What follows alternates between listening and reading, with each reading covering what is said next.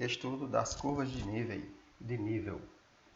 Bom, até aqui, pessoal, vimos dois métodos diferentes para visualizar funções: o diagrama de setas e os gráficos. Um terceiro método, emprestado dos cartógrafos, é um mapa de contornos, em que os pontos com elevações constantes são ligados para formar curvas de contorno ou o que chamamos de curvas de nível, certo? Definição de curvas de nível. As curvas de nível de uma função de duas variáveis são aquelas com equação f de x, y igual a k, onde k é uma constante, certo? Na imagem de f. Então, é uma constante, pode ser um número. Aliás, é um número, né? Pode ser o número 1, número menos 40, número 50, o número raiz quadrada de 7, menos 2 sobre 3, e por aí vai. Tá bom? Uma curva de nível f de x, y igual a k é o conjunto de todos os pontos do domínio de f nos quais o valor de f é k. Em outras palavras, ela mostra que o gráfico de f tem altura k. Altura k. Então, quando você fixa uma altura, certo? Você vai ter então uma equação que vai gerar curvas de níveis. Na verdade, vai gerar uma curva de nível para aquela altura, tá certo? Muito bem, as curvas de nível f de x, y igual a k são apenas traços do gráfico de f no plano horizontal, z igual a k. Interessante. Projetado sobre o plano xy. Então, ou seja, a gente vai pegar as projeções do plano, as projeções dos traços do gráfico, aliás, de f no plano horizontal z igual a k. É um plano horizontal paralelo ao plano xy, tá certo? Por isso que isso é projetado sobre o plano xy, as curvas, a gente vai ver. Assim, se você traçar as curvas de nível da função e visualizá-las elevadas para a superfície na altura indicada, poderá imaginar o gráfico da função. Olha só, exemplo. Vamos ver aqui. Analisando aqui, olha só, pega essa superfície aqui, essa é a superfície, certo? Parece um disco voador, né? Pega essa superfície e analisa as projeções no plano xy, ó. Olha só. Qual é o valor de k? F de xy igual a k. Quem é k aqui? No caso aqui, k, para esse exemplo aqui, k assumiu vários valores. Ele especificou um aqui, ó, k igual a 45. Então, z igual a 45. F de xy igual a 45, que seja. E aí, nós vamos ter a projeção dessa curvazinha aqui, ó. Essa curva aqui, de nível. Ela está em qual plano? Essa curva de nível, ela está no plano z igual a 45. Aqui, o plano z igual a 45. Essa é a equação desse plano. A equação do plano é z igual a 45. Então, essa curva aqui, né, circular, né, ela está nesse plano. Z igual a 45. E aí, a projeção dela está onde? Está no plano xy. Está aqui, ó, z igual a 45. Está aí, ó. Essa é a projeção dela. Interessante, né? Se você pegar k igual a 40, k igual a 35, k igual a 30, 25, k igual a 20, k igual a, sei lá, pegamos k igual a 20, né? K igual a 20,3. Dá certo? Dá sim. Certo? Então, você pode pegar qualquer valor para a curva de nível. Então, aí aqui ele especificou, ele também destacou aqui f de xy igual a 20. Ó. Olha a curva que ele gerou. Gerou esta curva aqui, esta.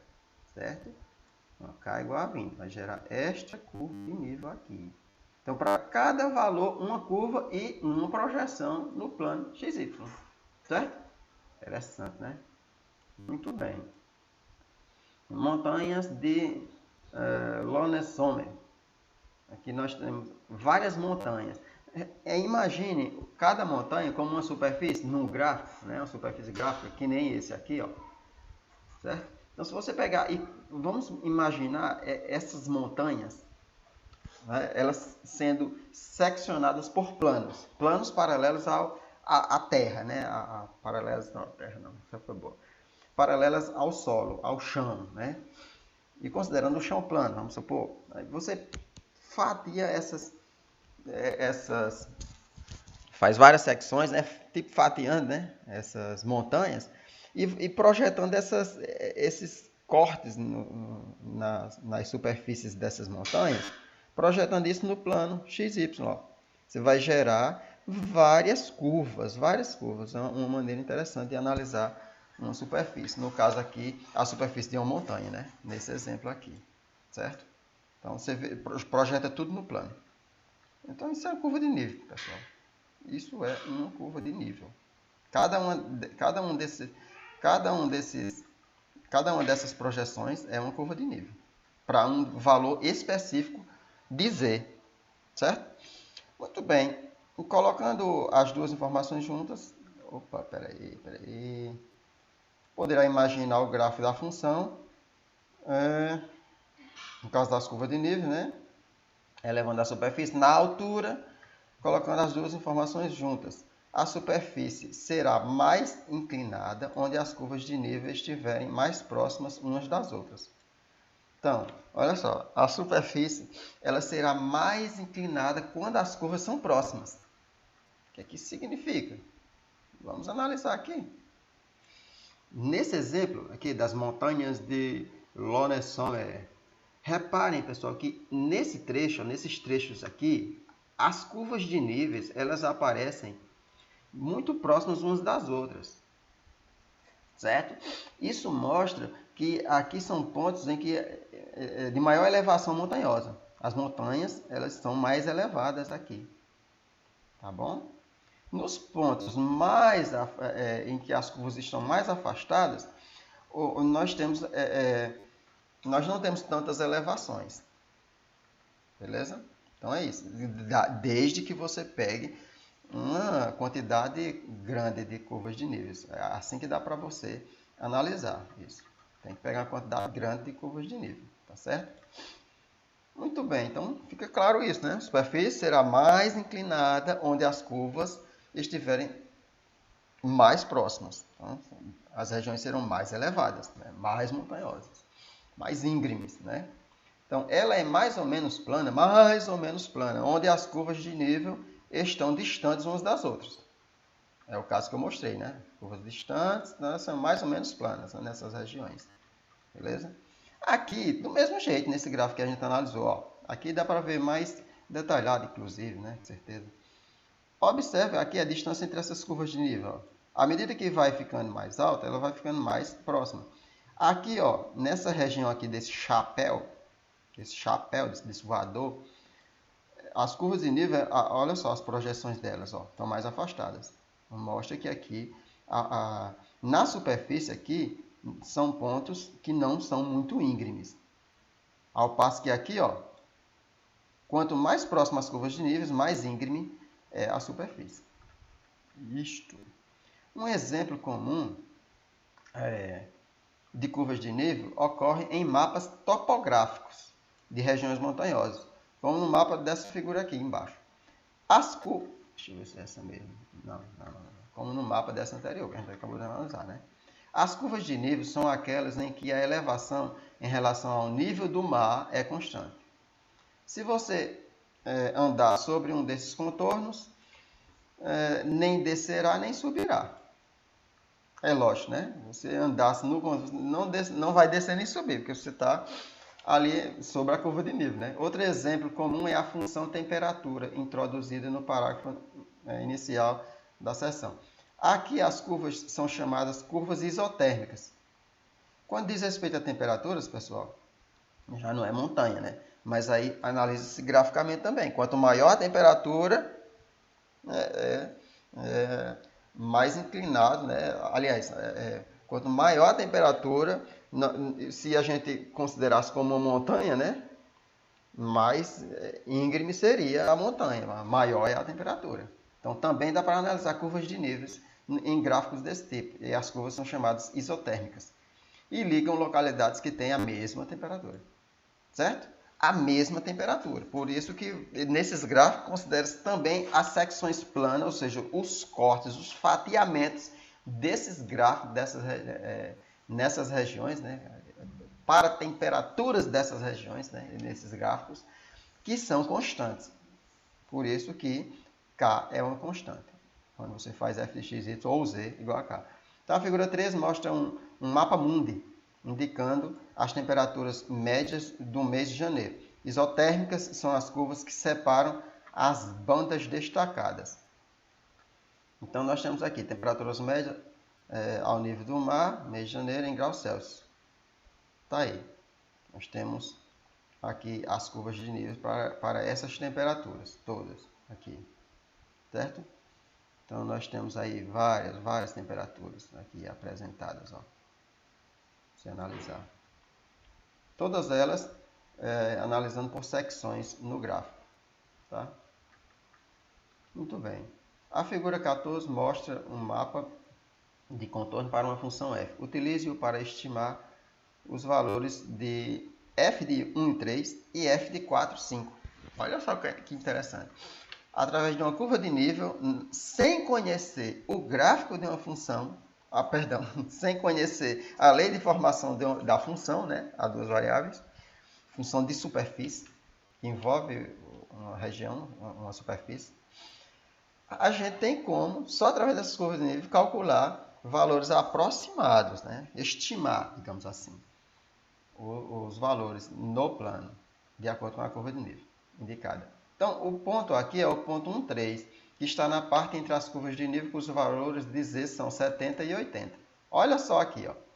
Estimamos que f de 1, 3 é 73.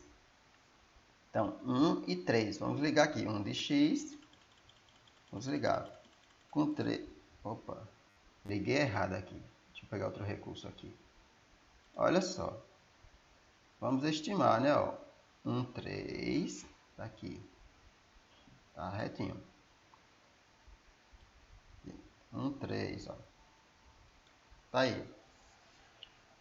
Aproximadamente quanto? 73. Aproximadamente 73. E realmente é, né? Se a gente analisar aqui, ó. Olha só. Essa curva, ó, essa curva aqui, inclusive ela circunda o ponto 1, 3, ela diz respeito a 70 graus, certo? Isso é em graus, é? Deixa eu ver, menino. Mas não é não, são apenas valores normais. Muito bem, 70, certo? Não é grau, tá bom? 70. E ela está entre 70 e 80, ó. Certo? Então, nós temos aqui, ó, de 70 para 80, nessa região da curva de nível, o ponto 1, 3, ele está aqui, ó. Então, aproximadamente 73, né? Se você ver ele, deixa eu ampliar aqui. Se você observar, ele vai estar antes da metade. Antes da metade entre as duas curvas de nível, ó. Ele está aqui. Olha só, aqui. Ele não está exatamente na metade. Então, aproximadamente 73. Certo?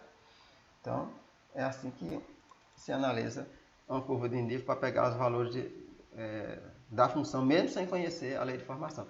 E para estimar f de 4, 5, vamos lá. F de 4, 5 aqui, aproximadamente 56. Como assim? Vamos lá. 4 de x e 5 de y. Vou pegar aqui 4 de x e 5 de y. Aqui nesse ponto. Tá aí. Muito bem. Pronto. Realmente, né? 50 aproximadamente. 4, 5. É aproximadamente 56 mesmo. Muito bem. Tá aí.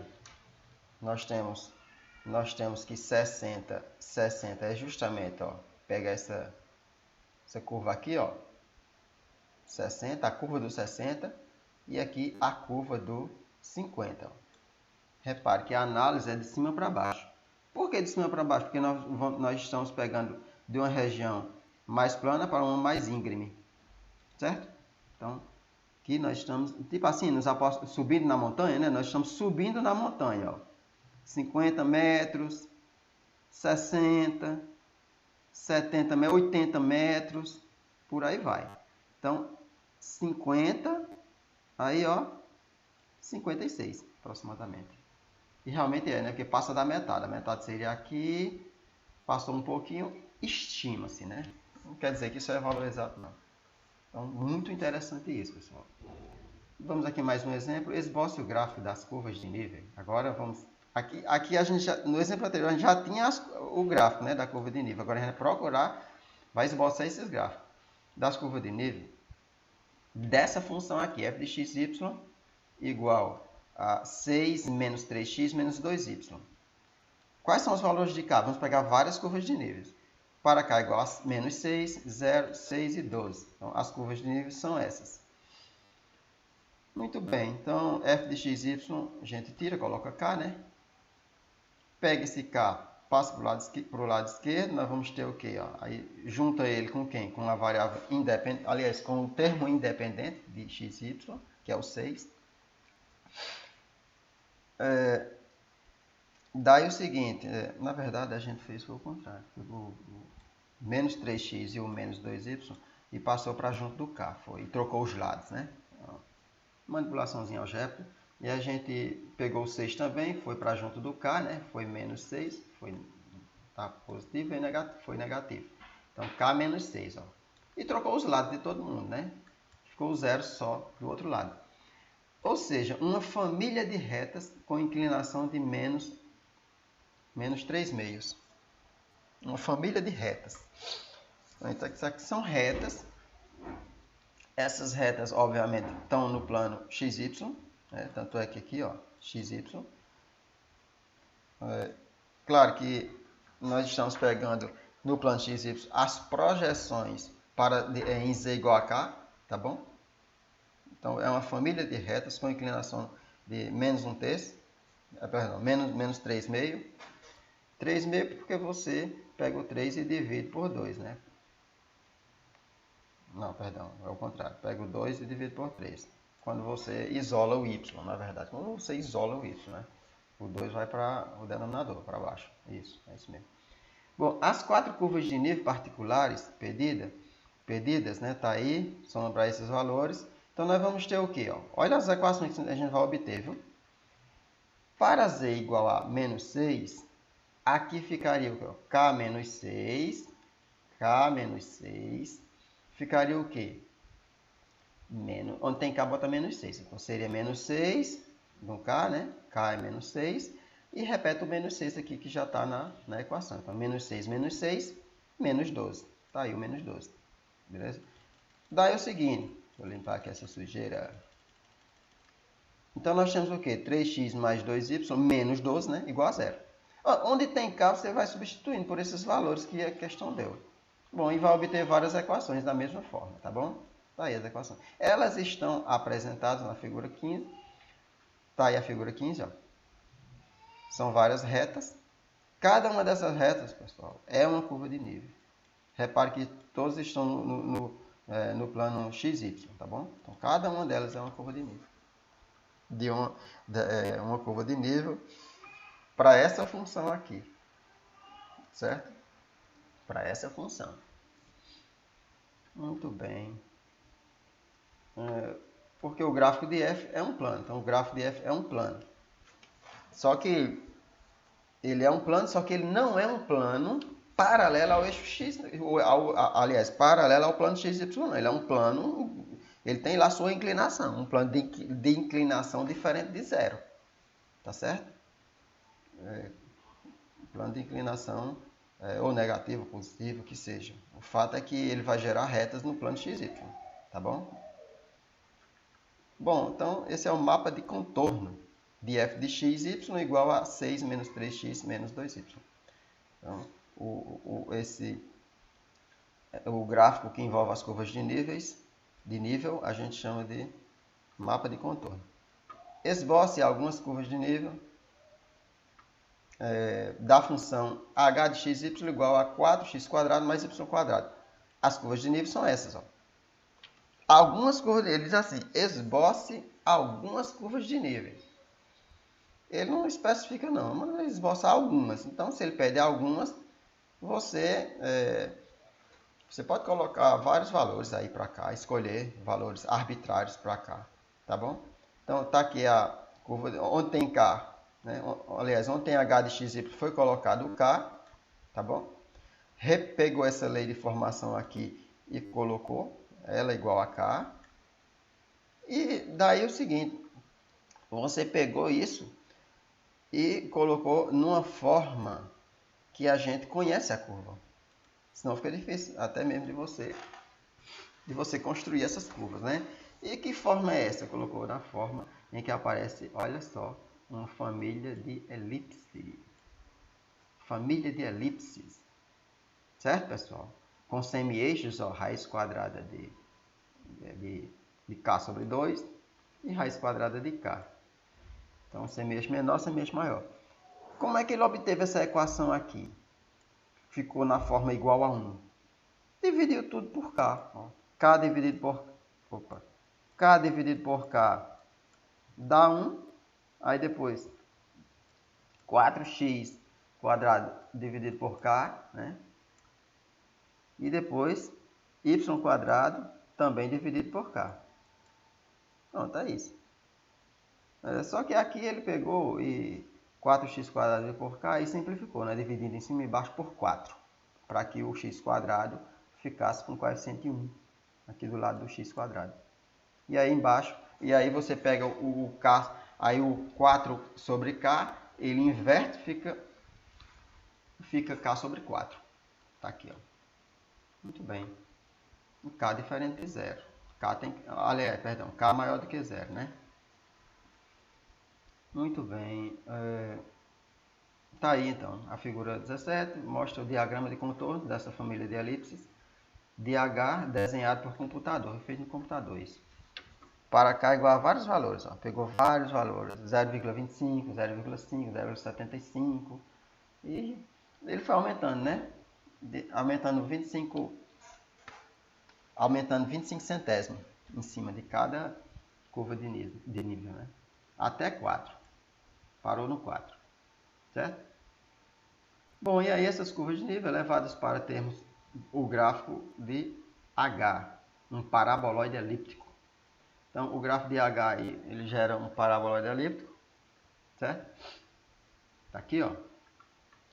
Inclusive, dá para construir o gráfico, né? Vocês podem construir o gráfico aí desse paraboloide nos softwares que a gente tem no mercado, né? Por aí. Tá aí o paraboloide elíptico. Olha só, no computador foram feitas várias secções planas em relação ao plano XY, né? E cortou, ó, fez vários cortes nesse paraboloide. E aí as projeções no plano XY foi gerando uma família de elipses. Que massa, né? Tá aí, ó. Olha só a família de elipses. Que interessante, né? Reparem que as partes em que o gráfico é mais inclinado, as curvas de nível ficaram mais próximas. Certo? Ficaram mais próximas. Na região que aparenta ser mais plana, né? Lá no topo, por exemplo, né? Ó, ela ficou levemente mais afastada. Ó. Certo? Levemente. Muito bem, muito bem. Tá aí alguns planos aqui não plotei esses gráficos, tá aqui, tá bom? Então, mas estou apresentando aqui para vocês, ó. Esse gráfico aqui gera essa família de curvas de níveis, ó. Olha só.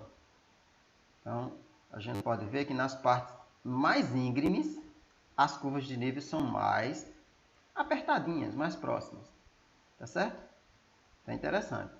Nessas regiões mais planas, ó, as curvas de níveis estão mais afastadas. Então, quanto mais afastadas, tende as regiões a ser menos íngreme. Tá certo? Interessante. Aqui do mesmo jeito, ó. Essa partezinha, nós temos aqui, essa partezinha aqui, que as curvas de nível são mais imprensadas, é justamente essa parte aqui que tem maior altura. Certo? Muito interessante. Aí as curvas de nível dessa função. Né? E essa é a função. Né? Funções com 3 variáveis, pessoal. Aqui, fazer uma rápida... Apenas alguns comentários sobre funções com 3 variáveis para a gente finalizar. Então, olha só. Uma função com 3 variáveis, f, é uma regra que associa a cada tripla ordenada x, y, z em um domínio D contido em R3, um único número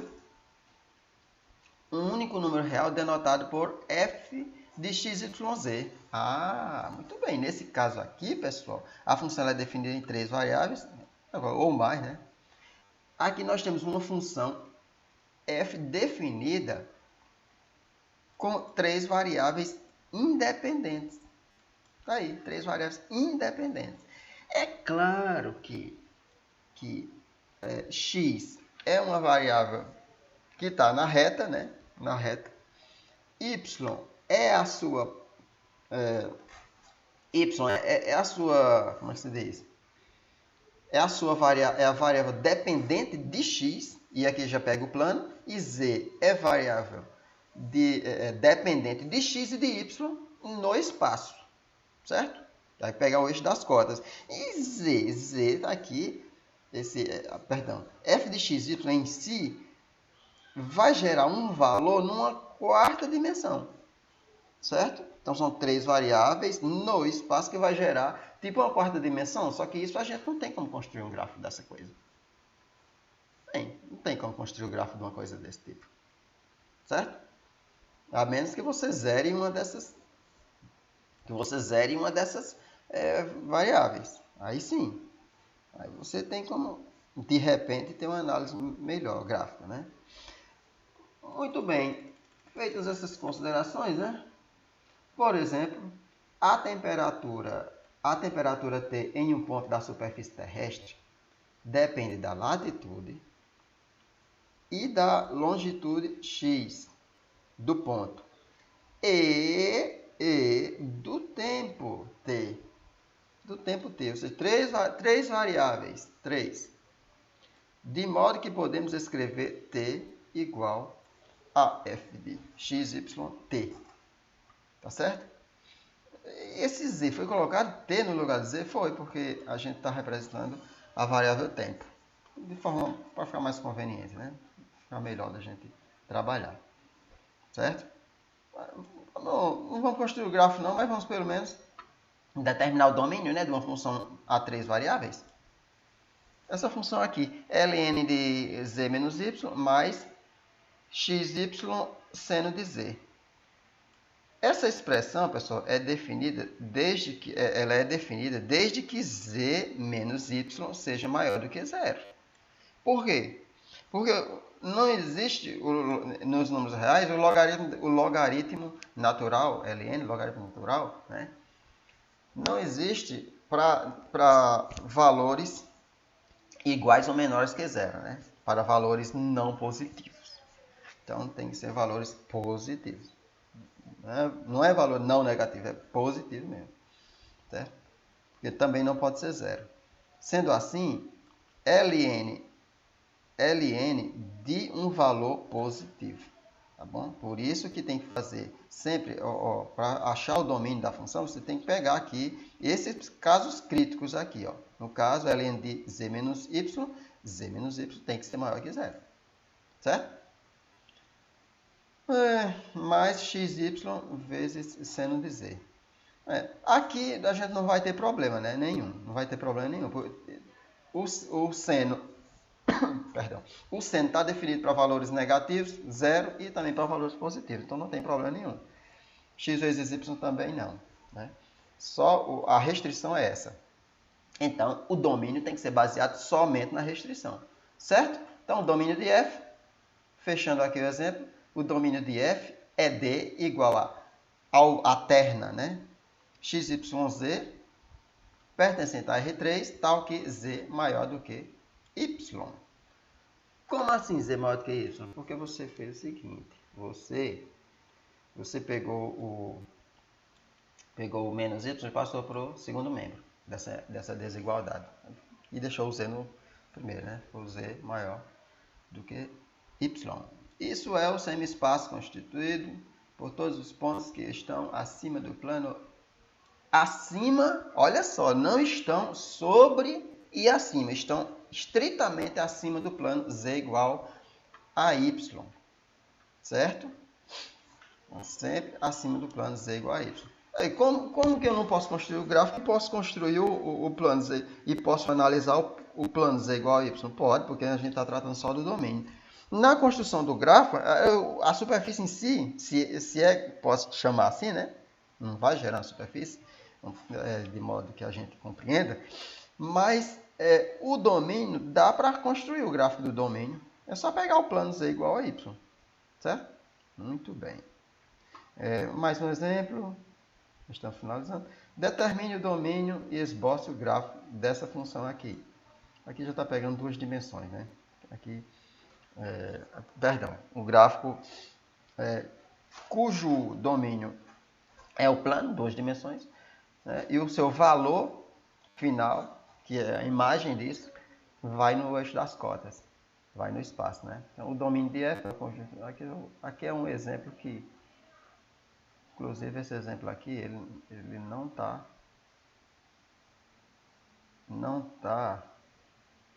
de acordo com uma função de 3 variáveis, porque aqui ela está só em função de x e y. Então, mas vamos analisar. O domínio de f é o conjunto de todos os pontos, todos os pares, né? x, y em R2, né, no plano, para os quais nós temos que definir o domínio. Qual é o domínio?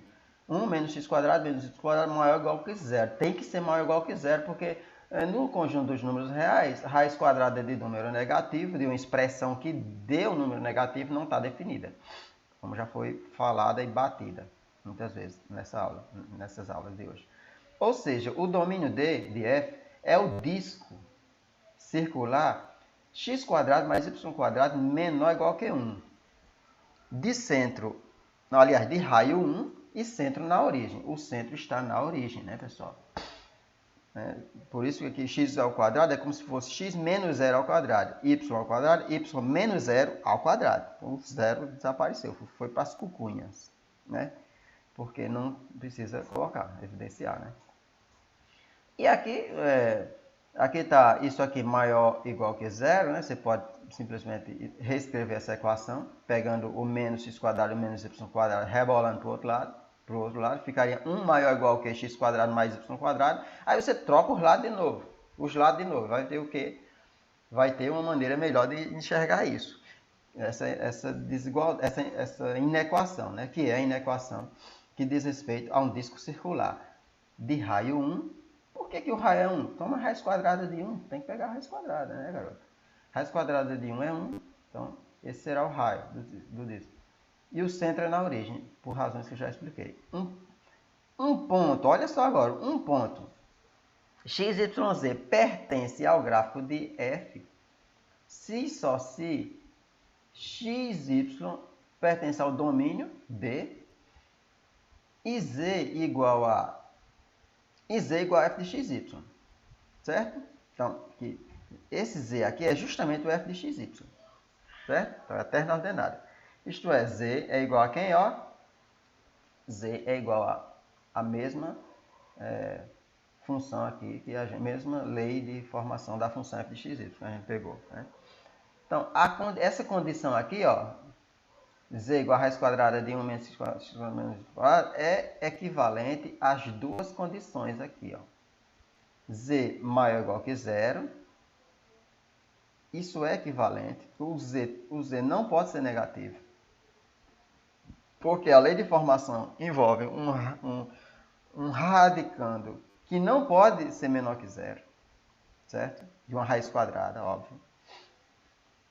E nós temos aqui, ó, e ela é equivalente a você ter essa belezura aqui, x quadrado mais y quadrado mais z quadrado igual a 1. Por que isso? Bom, Aqui a gente elevou ao quadrado, né? Primeiramente. Elevou essa expressão ao quadrado, né? Com essa condição, z maior ou igual que zero, que tem que ser, por conta da raiz quadrada. E quando eu elevo ao quadrado, você elimina esse radical, o z fica ao quadrado. E aí você troca os lados, pega o menos x quadrado menos y quadrado, vai para junto do z, que agora está quadrado, né? Trocando o sinal, né? Vai ficar tudo positivo.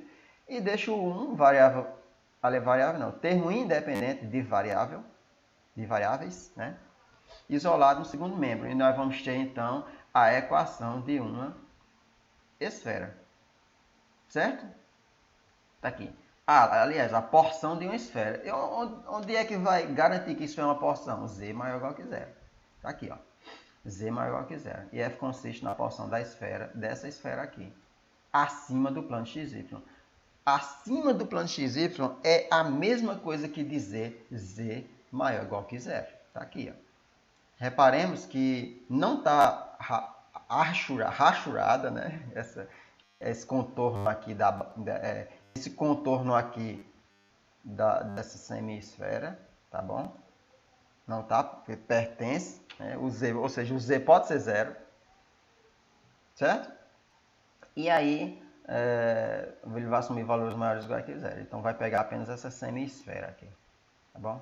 Então, é muito difícil visualizar uma função f de 3 variáveis por seu gráfico, uma vez que estaríamos em um espaço de 4 dimensões. Se é que pode chamar de espaço, né?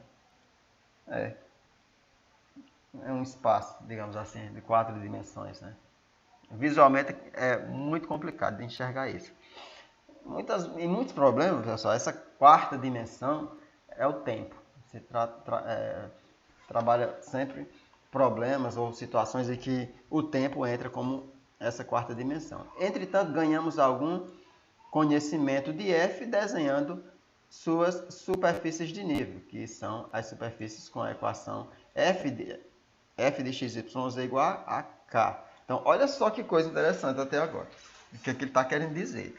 Ele está dizendo que, embora se a gente deixar variável f de x, y, z, a gente não consegue visualizar o gráfico, tá bom? Nesse espaço de 4 dimensões. Só que quando você faz isso, quando você faz f de x, y, z igual a uma constante, k, aí sim tem como a gente analisar melhor. Por quê? Porque o domínio dela seria um ponto de uma superfície. Porque foi gerado de 3 variáveis, ó, de uma função de 3 variáveis. Então, é interessante isso, certo? Se um ponto x, y, z se move ao longo de uma superfície de nível, o valor de f de x, y, z permanece fixo. Claro, tem que ser. Por quê? Permanece fixo porque você fixou o k. Tá bom? Então, um ponto, ou objeto, ou móvel, seja lá o que for, o corpo que se mova ao longo de uma superfície de nível, com relação ao valor f de x, y, z, não vai ter variação alguma. Isso será invariável. Tá bom? Então é isso. Determinar as curvas de superfície dessa função aqui. Aqui é uma função a 3 variáveis. Vamos lá. Olha só. Aqui nós temos uma função que o gráfico visualmente não dá para enxergar, mas dá para enxergar a curva, as curvas de superfície. No caso aqui, a gente não chama exatamente de curvas de nível, né? Apenas, simplesmente. Não é uma simples curva de nível, é uma curva de nível, só que em relação a uma superfície. Uma superfície, muitas vezes, não plana, tá bom? Nesse caso aqui, não é uma superfície plana. Onde k maior ou igual que zero. Elas formam uma família de quê? Seria uma família de curvas simples em um plano? Num plano XY? Não. Família de esferas concêntricas. Com raiz quadrada de k, porque tem que tomar raiz aqui, né? Quadrada. Então, quando o x, y, z varia sobre uma das esferas com centro na origem, o valor permanece fixo. Muito bem. o valor vai permanecer fixo, só que o que vai variar são essas esferas. As curvas aqui serão curvas de superfície, certo? Então, olha só aqui. Se nós pegarmos aqui essa esfera de fora aqui, ó, que essa esfera é para o caso de f de x, y, z igual a 9. Então, aqui nós temos que nessa esfera, o objeto ele pode circular livremente nessa esfera aqui, nessa esfera, tá bom? Nessa esfera de raio 3 aqui. Por isso que está aqui igual a 9, né? O raio é 3. Nessa esfera aqui, o móvel pode circular livremente. Só que será invariável em relação a f de x, y, z. Tá bom? Porque fixamos ela igual a 9. Né? Então, isso aqui é uma superfície, uma curva de nível especial. Na verdade, uma curva de uma superfície não plana. Tá bom? Então, aí temos várias, né? Cada esfera dessa daqui é como uma curva de nível que a gente analisou antes. Só que aqui, né, no espaço. Então, não é uma curva, como se diz, no plano, né? É uma curva de superfície, tá bom? Aqui, ó. Se você fizer f de x, y, z igual a 1, então nós vamos ter essa esfera aqui, menorzinha, ó. Todas concêntricas. Todas as esferas são concêntricas, tá bom? O que está variando aí, Edmar? O que está variando, pessoal, aí é o raio, tá bom? Para cada raio, uma esfera diferente. Pois bem, pessoal, as funções com qualquer número de variáveis também podem ser consideradas, tá certo? Então, uma função com n variáveis é uma regra que associa um número real z, olha só que belezura, igual a f de x1, x2, x3, x4, etc, xn, xn, né? A enupla, ó, isso aqui vai associar a uma enupla. x1, x2, restante xn, também de números reais. Cada um desses x é um número real. Denotamos por Rn o conjunto de todas as enuplas. Por exemplo, uma fábrica, olha só esse exemplo, para finalizar. Estou finalizando, inclusive.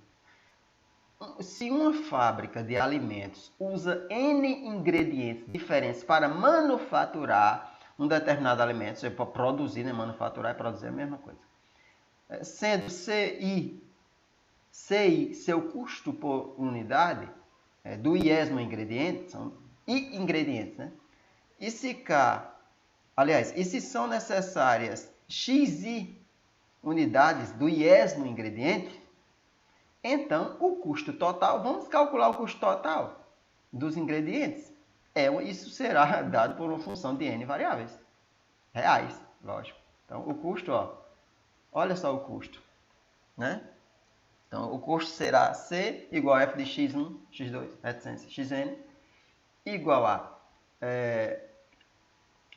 ao custo do C1 vezes x1, certo? É o custo do ingrediente 1 mais, multiplica, né? Esse aqui, bom, isso aqui é o custo do ingrediente 1 e manufaturar, pressão necessária. Bom, o X aqui é a quantidade de ingredientes, certo? Então, nós temos aqui, desse tipo de ingrediente, né? X é o custo da quantidade de ingredientes X1, mais o custo da quantidade desse outro tipo de ingrediente X2, vai ser um outro custo, podendo ser iguais, tá bom? X1 pode ser igual e X2 podem ser iguais, né? Claro, só que os ingredientes são diferentes, tá bom? A quantidade de ingredientes diferentes aqui. Aí soma tudo isso, mais o custo, né, da quantidade do outro ingrediente, do xn, tá bom? Então, aqui é uma função no Rn, definida no Rn. Que coisa interessante, né? Então, pessoal, a função f é uma função real, cujo domínio é um subconjunto de Rn. Algumas vezes, utilizaremos a notação vetorial para escrever essas funções de forma mais compacta. Tá aqui, ó. x igual a essa expressão vetorial, esse ponto aqui, certo? Que apenas uma maneira de representar, para não ter que estar o tempo todo colocando x1, x2, x3, recência, xn. Então, chama só de x, e já está subentendido que diz respeito a esse conjunto de variáveis aí, tá bom?